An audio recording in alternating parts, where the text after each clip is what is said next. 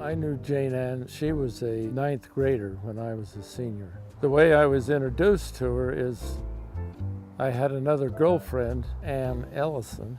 She had a nice singing voice, and she would go around to all the local clubs and would perform and sing. And the person that always went with her to play the piano was Jane Ann Bradford. So you'd go and watch her sing? Yeah, I would go and watch her sing or maybe pick her up, and then we would give Jane Ann a ride. And later on, when I was a freshman at Utah State University, is when I became very interested in her and actually started dating her. I think she was a junior in high school by this time, and we had a kind of a casual relationship. And then I went into the Army and we wrote to each other. She, during this time, also had a high school boyfriend, Ralph Malachi. I joined the Army when I was 19. I had a good experience in the Army. I never walked guard duty. I never had KP, which is kitchen police. I spent most of my time as a drill instructor. And I never had any combat service. But the reason my friend Dallas Swenson and I joined the Army is that we wanted to help President Eisenhower put an end to this Korean conflict. That was our main purpose. And we announced this to everybody also. Neither one of us saw combat though.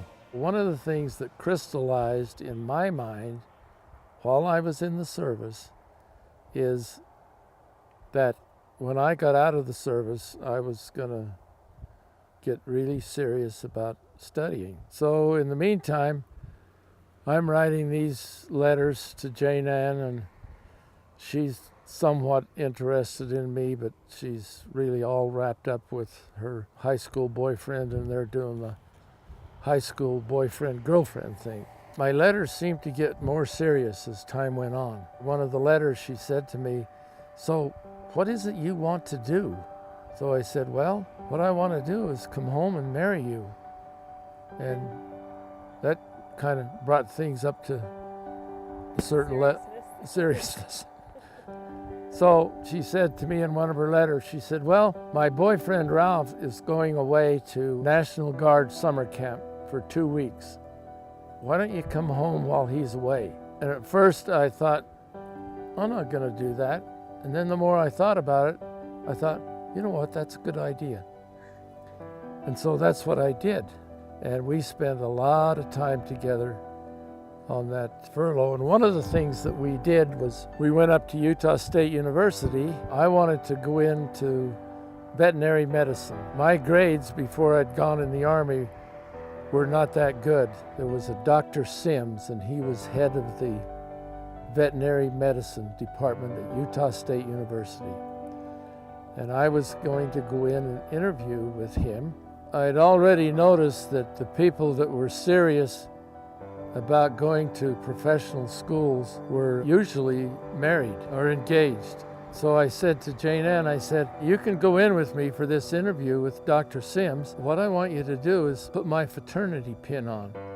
And a fraternity pin being worn by a girl is kind of a pre-engagement, like an exclusive dating situation. I said, if you wear this, he's going to get the idea that I'm really settled down and I'm going to be able to make the right kind of impression on him. She said, "Okay, I'll do that." So she puts the fraternity pin on, and we go in for the interview, and I explain that I'm getting out of the Army and that I want to go into veterinary medicine. So he looks over at Jane Ann and sees that she's wearing a fraternity pin, and he knows what that means. And instead of talking to me, he spends the whole interview talking to Jane Ann about all of the things that a person has to do in order to get one of these professional careers up and running. Since Jane Ann's the kind of a person that's always up for the challenge, she listened carefully. And then when we got outside, I said to her, I said, "So how did you like that interview?" And she said, "You know what? I was really impressed with that." And I said, "So do you want to keep wearing my fraternity pin?" And she said, "Yes." She had sworn that she would never marry a farmer, and she would eat her hat if she did. She'd grown up with farming. She worked on a farm all of her life, picking corn and milking cows. She didn't milk cows, but her brothers did. Her mother wouldn't let her milk cows because her mother had milked cows and said, "My daughter is not going to milk cows." But some of her aunts and uncles took a look at that and said, "You know what? He's probably going to end up being a truck driver." And so we had to prove all of that wrong. But I had one very good ally in her family.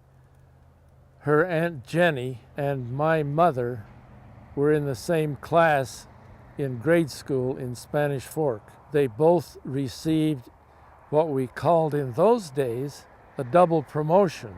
In other words, you skipped a grade because you were smart. And Aunt Jenny had remembered all of this experience, and when she heard that Jane Ann was dating Merle Robertson's kid, she said, "You stick with him. He's okay." So I got a little help there. The rumor mill was flying fast, and before Ralph, high school boyfriend, got through summer camp, he had heard that I'd been home and that Jane Ann was wearing my fraternity pin, and he was upset. So she had a lot of explaining to do there, and he kept up his courting. This took place in June, and then when I came home in the fall, in October, she's a senior now, I presented her with an engagement ring. We went shopping and sort of picked out the ring together. Then we went up above the Utah State Capitol where it overlooks Salt Lake City. I presented her with this ring, and she was thrilled to death. We were sitting side by side, but we were under a light, so the light came in the window and reflected on the beautiful diamond ring.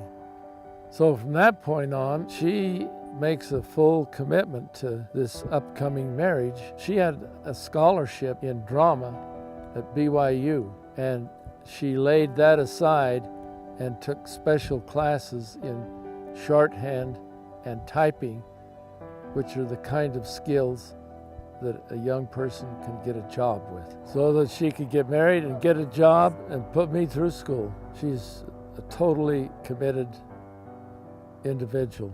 And she also worked at Sears Roebuck in Provo, saved her money and bought a bedroom set, which is the one that Janie had in Texas. She always was able to get top flight kind of jobs. At Utah State, she had a job working for the superintendent of buildings and grounds for Utah State University. She started out working for the guy that was head of the athletic department. Then she went to buildings and grounds, and from there she went to work for the Forest Service downtown, which paid more money. This is all doing secretarial work. And by this time, her skills were really honed. When we got to St. Louis, she became the secretary for the president of Carnegie Seed Company, which is the biggest seed company in the United States. She worked there until Randy was born. I had the GI Bill. I worked part-time while I was going to Utah State University. Worked in the veterinary science department, embedding the jaws of cows in plastic so that they could be preserved. After the Korean War, every veteran had the GI Bill. It was a grant. It was $110 a month while you were enrolled in school. And that would last up to 4 years, but by the time we got to dental school, that was almost all gone. And then we had to borrow money, and also she worked full-time. Brothers helped, my mother helped, gave us a couple of building lots, which I sold and used it all to go to dental school.